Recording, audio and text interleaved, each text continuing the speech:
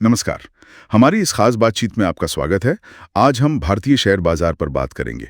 देखेंगे कि 7 से 11 जुलाई वाला हफ्ता कैसा रहा और अगले हफ्ते मतलब 14 से 18 जुलाई के लिए क्या उम्मीदें हैं। जो भी जानकारी हमारे पास है उसके आधार पर। मकसद यही है कि पिछले हफ्ते की हलचल को समझें और आने वाले हफ्ते के लिए तैयार रहें। तो पिछले हफ्ते बाजार थोड़ा कह सकते हैं सुस्त रहा, हल्की गिरावट आई। हाँ, बिल्कुल। सेंसेक्स और निफ्टी दोनों में करीब करीब 0.7 से 0.8% की गिरावट हुई। बैंक निफ्टी लगभग फ्लैट सा ही था, पर हाँ टेक्निकली थोड़ा कमजोर लगा। सही। सेंसेक्स वो 83,200 के ऊपर टिक नहीं पाया और निफ्टी भी 25,350 से नीचे आ गया। बिल्कुल। और ये जो गिरावट थी, इसके पीछे कुछ खास वजहें थीं। पहली और सबसे बड़ी वजह तो मेरे ख्याल से आईटी सेक्टर की कमजोरी रही। हाँ, आईटी का जिक्र काफी था। बिल्कुल। खासकर टीसीएस के जो तिमाही नतीजे आए, वो बाजार की उम्मीद से थोड़े कम थे और उसका सीधा असर निफ्टी आईटी इंडेक्स पर पड़ा। वो करीब 2% नीचे चला गया। फिर इन्फोसिस, विप्रो जैसे स्टॉक्स पर भी प्रेशर दिखा। और ये सिर्फ आईटी की बात नहीं है, कहीं ना कहीं ये थोड़ा ब्रॉडर इकोनॉमी पर भी सवाल उठाता है, मतलब स्पेंडिंग को लेकर। सही कह रही हैं। अच्छा, और क्या फैक्टर्स थे ये आईटी के अलावा? इसके अलावा एक ग्लोबल फैक्टर भी था। अमेरिका ने भारत और कनाडा से आने वाले कुछ सामानों पर नए टैरिफ की घोषणा कर दी। ओहो। तो उससे ग्लोबल ट्रेड टेंशन बढ़ने की चिंता हो गई।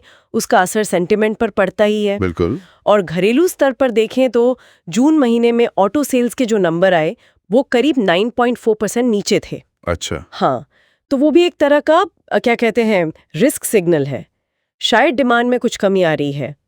हालांकि एक अच्छी बात यह है कि मानसून सिधर रहा है, तो उससे थोड़ी राहत की उम्मीद है, खासकर रूरल इकोनॉमी के लिए। भी थी ना जेन स्ट्रीट? हाँ हाँ, बिल्कुल। सेबी ने एक बड़ी फॉरेन ट्रेडिंग फर्म है जेन स्ट्रीट, उसके ऑप्शंस ट्रेडिंग पर कुछ पाबंदी लगाई। वो हाई फ्रीक्वेंसी ट्रेडिंग करते हैं, तो इस एक्शन से एनएसई पर ऑप्शंस वॉल्यूम थोड़ा कम हुआ। उसने भी मार्केट में थोड़ी वॉलेटिलिटी मतलब अस्थिरता बढ़ाई, खासकर शॉर्ट टर्म ट्रेडर्स के लिए। समझ गया। अच्छा, तो ट्रेडिंग ये तो और हुई पिछले निवेश हफ्ते की सुझाव। कहानी। अब आगे दीर्घकालीन देखते हैं। होल्ड। आने वाला हफ्ता 14 से 18 जुलाई, यहाँ चीजें और इंटरेस्टिंग हो सकती हैं, है ना? बिल्कुल बिल्कुल। सबसे पहले तो ये जो कंपनियों के तिमाही नतीजों का सीजन चल रहा है, वो जारी रहेगा। इस हफ्ते Infosys, Wipro, HDFC bank, axis bank जैसे कई बड़े नामों के रिजल्ट्स आने हैं, तो बाजार की नजरें उन पर टिकी रहेंगी। हाँ, नतीजों के साथ साथ मैनेजमेंट क्या कहता है वो भी बहुत मायने रखता है। एग्जैक्टली। कमेंट्री और फ्यूचर गाइडेंस वो Option बहुत क्रिटिकल strategy। होगा। और ये अमेरिका के टैरिफ वाली बात, उसका क्या लग रहा है? देखिए, उस पर नजर रखनी होगी, क्या वो वाकई लागू करते हैं टैरिफ, या फिर बातचीत से कोई रास्ता निकलता है। इसका सीधा असर एक्सपोर्ट करने वाली कंपनियों पर और ओवरऑल सेंटिमेंट पर पड़ेगा। और साथ ही जैसा हमने कहा, मॉनसून कैसा रहता है, उसकी प्रोग्रेस। अच्छा मॉनसून इंफ्रा, एग्रोकेमिकल, एफएमसीजी इन सब के लिए अच्छा होता है। सही बात। और एफआईडीआई का फ्लो तो हमेशा ही अहम रहता है। हाँ, वो तो है ही। विदेशी निवेशक और घरेलू निवेशक किधर पैसा लगा रहे हैं, वो बाजार की दिशा तय करने में काफी अहम रोल निभाएगा। ये तो होगी फंडामेंटल बातें।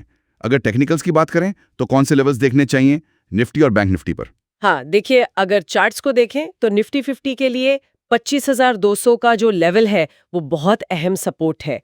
वो पिछले हफ्ते का लो भी था और एक साइकोलॉजिकल लेवल भी है। अगर निफ्टी इसके नीचे जाता है, फिसलता है, तो कमजोरी बढ़ सकती है। हो सकता है 25,000 तक भी चला जाए। ओके। और ऊपर की तरफ देखें तो 25,400 और 25,500 के आसपास रेजिस्टेंस है, मतलब रुकावट है। उसको पार करेगा तभी कोई नई तेजी बनेगी। ठीक है। और बैंक निफ्टी? बैंक निफ्टी के लिए नीचे 56,500 और फिर 56,000, ये अच्छे सपोर्ट जोन्स हैं। अगर ये लेवल होल्ड करते हैं तो ठीक, वरना वहां भी वीकनेस बढ़ सकती है। ऊपर की तरफ 57,500 और 58,000 पर रेजिस्टेंस दिख रहा है। बैंक निफ्टी के लिए ना 57,000 के ऊपर टिकना बहुत जरूरी है, तभी उसमें कुछ स्ट्रेंथ आएगी। तो इन सब बातों को ध्यान में रखते हुए जो जानकारी उपलब्ध है, उसके आधार पर कोई खास सेक्टर या स्टॉक स्ट्रेटजी सुझाई गई है? हाँ, जानकारी के आधार पर कुछ रणनीतियां हैं। जैसे लॉन्ग टर्म इन्वेस्टर्स के लिए इंफ्रास्ट्रक्चर सेक्टर पर फोकस करने का सुझाव है। स्टॉक्स जैसे एलएनटी, आईआरएफसी, आरवीएनएल। इसके पीछे लॉजिक वही है, मानसून और सरकार का इंफ्रा पर फोकस। अच्छा। और साथ ही डिफेंसिव माने जाने वाले सेक्टर्स जैसे एग्रीकल्चर और एफएमसीजी वो भी देखे जा सकते हैं। आईटीसी, एचयूएल, डाबर जैसे स्टॉक्स। उम्मीद है कि रूरल डिमांड सुधरेगी। ओके। और जो लोग शॉर्ट टर्म ट्रेडिंग करते हैं उनके लिए? शॉर्ट टर्म में आईटी स्टॉक्स पर नजर रहेगी, जैसे टीसीएस, इन्फोसिस, एचसीएल। लेकिन इनकी चाल पूरी तरह नतीजों और मैनेजमेंट की गाइडेंस पर निर्भर करेगी। हाँ, वो तो है। बैंकिंग स्टॉक्स जैसे एक्सिस, एसबीआई, इनकी दिशा बैंक निफ्टी की चाल पर निर्भर करेगी। और हाँ, जो लोग ऑप्शंस में ट्रेड करते हैं और ओवरनाइट पोजीशन रखते हैं, उनके लिए हेजिंग की सलाह दी गई है, मतलब रिस्क मैनेजमेंट। हेजिंग मतलब? जैसे थीटा डीके का फायदा उठाने के लिए निफ्टी कॉल बेचना। थीटा डीके मतलब जैसे जैसे टाइम बीतता है ऑप्शन की वैल्यू कम होती जाती है, उसका फायदा लेना। और साथ ही बाजार गिरने के डर से बचाव के लिए पुट ऑप्शन खरीदना। एक तरह का बैलेंस। समझ गया। तो कुल मिलाकर अगर देखें, पिछले हफ्ते आईटी की कमजोरी और ग्लोबल चिंताओं ने बाजार पर असर डाला। हाँ, बिल्कुल। और अगला हफ्ता नतीजों, मानसून और ये ग्लोबल न्यूज़ के लिहाज से काफ़ी एक्शन पैक्ड हो सकता है। टेक्निकली निफ्टी का वो 25,200 का लेवल बहुत अहम रहेगा।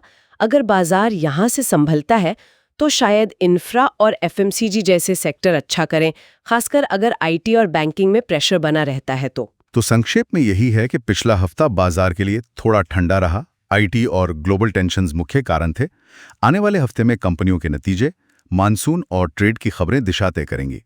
निफ्टी के लिए 25,200 और बैंक निफ्टी के लिए 56,500 ये लेवल्स ध्यान में रखने लायक हैं। और यहीं पर एक सोचने वाली बात सामने आती है कि जिस तरह से ये डोमेस्टिक फैक्टर्स हैं जैसे रिजल्ट्स और मॉनसून, और ग्लोबल फैक्टर्स जैसे टैरिफ, ये सब एक साथ मिलकर बाजार को प्रभावित कर रहे हैं, तो ऐसे में अलग अलग तरह के निवेशक, चाहे वो लॉन्ग टर्म वाले हों या शॉर्ट टर्म वाले, वो आने वाले हफ्तों में अपनी स्ट्रैटेजी को कैसे एडजस्ट करें। और ये जो सेक्टर्स के बीच का फर्क दिख रहा है, जैसे एक तरफ कमजोर आईटी है, दूसरी तरफ शायद मजबूत इंफ्रा या एफएमसीजी, ये डिफरेंस ओवरऑल मार्केट की डायरेक्शन को कैसे शेप दे सकता है, ये देखने वाली बात होगी। बिल्कुल। इस दिलचस्प चर्चा के लिए बहुत बहुत धन्यवाद।